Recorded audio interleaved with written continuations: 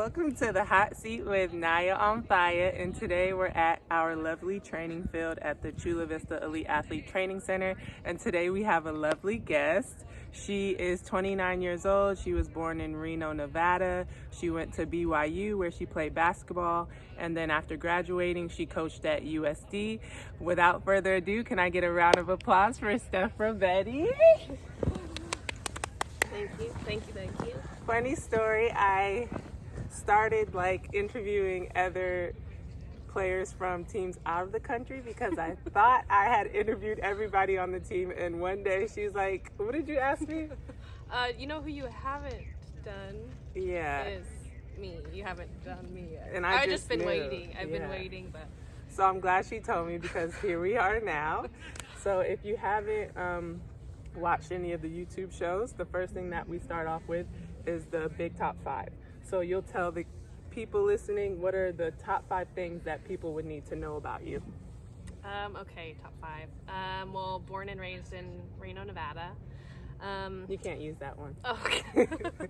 Okay, I'm a middle child of 5 kids.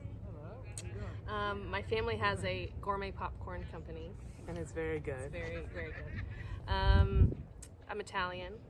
I didn't know that. Yeah, I've gotten Rovetti spaghetti way too many times in my life. That's a spaghetti? They just rhyme. Rovetti Oh, okay, spaghetti. okay, Yeah. got you. I have a little dog named Cash, named after Johnny Cash. He's 2. I played basketball in college. I already said that. No. I already said okay, I have a master's degree. In what? Public administration. Okay, Nonprofit nice. management. And I like doing stuff outdoors. Nice. That's the top 5 things to know about Steph. So now we're gonna go into the base questions on my lucky little piece of paper. So the first question, what was it like crossing over from basketball to rugby? There's actually a lot of similarities from basketball to rugby as far as reading space and isolating defenders and reading hip positions, and so I found it actually pretty a pretty smooth transition.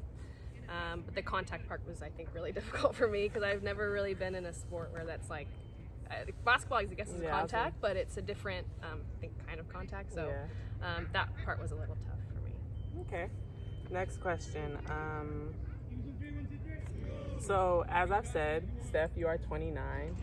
For a lot of the girls on the team, we started maybe in college, so we were around 18 to 21.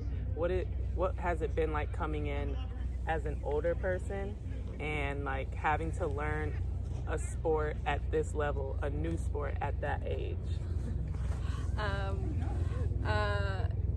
think that was really distracted me. No worries. I think I was 26 when I started playing, and so I think as far as the physical part of it was, I think, challenging. I thought I was a little bit older and it was harder, I think, recovering rather than when I was 21, but I think mentally I gained a lot more skills going through my athletic career as far as maturity and knowing how to be an athlete, and using that, I guess, experience in other parts that I think that helps me a lot just transitioning into the professional and full-time playing environment. So I think as far as being older and having to take care of my body a little bit more, it's a bit more challenging, but as far as maturity, mental skills, I think that's actually been a benefit for me. Yeah, because it wasn't like you came from no sport to this sport. It was you came from a sport that involved a lot of the skills that are required in rugby, so it was a little easier to transition into that. Yeah. Besides the recovery aspect. A lot more ice baths and a lot more stretching. Okay, next question. So when you came in, you had probably a couple goals, maybe to make it to the Olympics, maybe to just pick up a new hobby at the professional level. And now, how has your goals changed from when you came in to where you're at now for rugby? For rugby, well, when I came in, I was still very new. I played playing sevens for 3 months, and so my goal was just really to learn or just to make a tour, and so that was really what I focused on. And I think my even of going to the Olympics was so far from my mind, of like so out of reach. And so at the beginning, and then I think they just change continually, of like you prove to yourself you can do it, and then it just keeps growing. So I think like the last 2 years has been a big progress of like just learn how to poach, and then learn how to do this, or master this skill. And but I've just definitely kept my goals like really small, especially at the beginning, because I felt like I had so many things to learn. And then but it's changed a little bit. I'm sorry, we picked the worst location. Got an audience here. Okay, so last question. What do you bring to the team? What do you think you bring to the team on and off? I think on the pitch, I think I have a lot different. We are live. Sorry. On pitch, I think that just having that like basketball background, it's a lot. I think I have a different kind of view of the game, and so I try to bring that kind of like playmaking, and I like to play off a lot of players, and so just kind of using my basketball skills and like vision, I think, to rugby, where I can use my speed to then play make for other people, because I don't think I'm the best finisher. I think we have a lot better finishers, and so using my speed to then be a playmaker, and using that vision and maybe ball skills of basketball into rugby is what I try to bring to the team. And then off the pitch, I like just like being a good listener, and I think connecting people and making people feel welcome, and just leading by example. And yeah. Nice. Yeah, I would say she's been flourishing in terms of like just playing what she sees in front of her and using the skills that she's really good at. So the hand-eye coordination and being able to move onto the ball and get into space, you can see a lot of that in basketball. So to be able to transition that into another sport and give people a different outlook, I think that's been great for me to see. When you came in, I didn't really know what to expect of you. When I look at her, Kill me tomorrow. naturally I wasn't like, oh, she's a speedster, but she was. And she's also a playmaker. So to be fast and be able to set yourself up, or be fast and be able to set somebody else up, that's a double-edged sword. So I think that's amazing that you're able to do that, and I'm excited for you to coach and do all these other things that I learned. Okay, so that was the base questions. Now we're gonna go into the speed surround. This is the last segment of the interview. Don't be nervous. I'm really nervous. It's not anything crazy. Okay, first question. If you made an autobiography, what would the title of it be? The Life of Stephanie The Rovetti. Life of Stephanie Spaghetti. Okay, next question. What color best describes your personality, and why? I think like a baby blue, because I think it's soft and calming. I would agree. Okay. Next question. What are you most passionate about?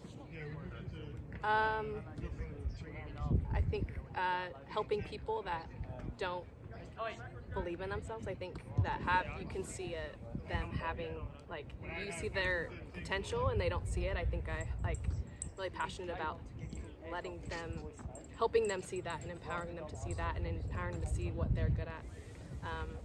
And doing so. I didn't know that about you. Now that I think about it, you probably do that a lot with your friends. And I'd probably like to see it a lot more like with other girls, because I need that sometimes. Sometimes I'm like, forget this. Next question. If you were on a deserted island, what is one thing you would bring with you? On a deserted, hate this question. I would bring a cell phone, a universal phone that works. Okay. Practical. One with data no matter where you're at. Data no matter where you're at.